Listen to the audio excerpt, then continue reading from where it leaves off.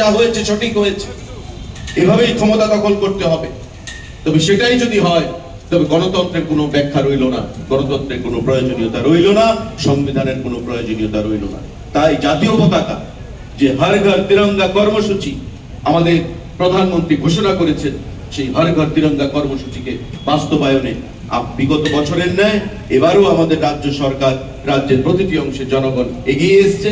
আমি প্রত্যেককে ধন্যবাদ জ্ঞাপন করছি, পরিবহন দপ্তরকে ধন্যবাদ জ্ঞাপন করছি, যারা কার্যকর্তারা রয়েছেন আমাদের বিএমএস এর, তাদেরকে ধন্যবাদ জ্ঞাপন করছি আমাদের এই আজকের কর্মসূচিতে সাহায্যের হাত বাড়িয়ে দেওয়ার জন্য। সবাইকে অবশেষে শ্রদ্ধার সঙ্গে যাদেরকে আমরা স্মরণ করি, আজকে সেই মুজিবুরের মূর্তি ভেঙে ফেলা হচ্ছে।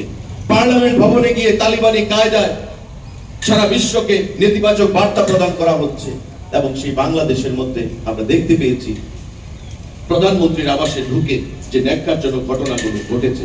গণতন্ত্র যেখানে থাকে সেখানে এমন জিনিস হতে পারে না বন্ধুরা। আজকে তাই বাংলাদেশ থেকে আমাদের শিক্ষা নিতে হবে।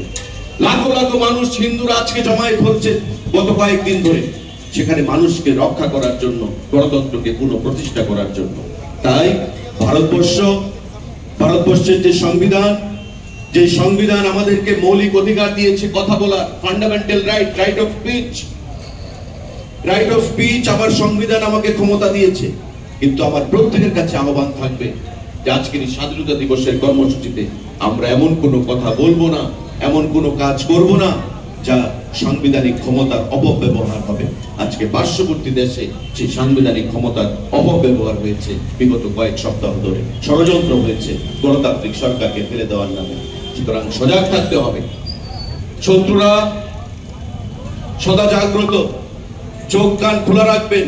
আমাদের পার্শ্ববর্তী বর্ডার স্টেট শান্তি প্রতিষ্ঠা করতে হবে এই রাজ্যে ভারতবর্ষের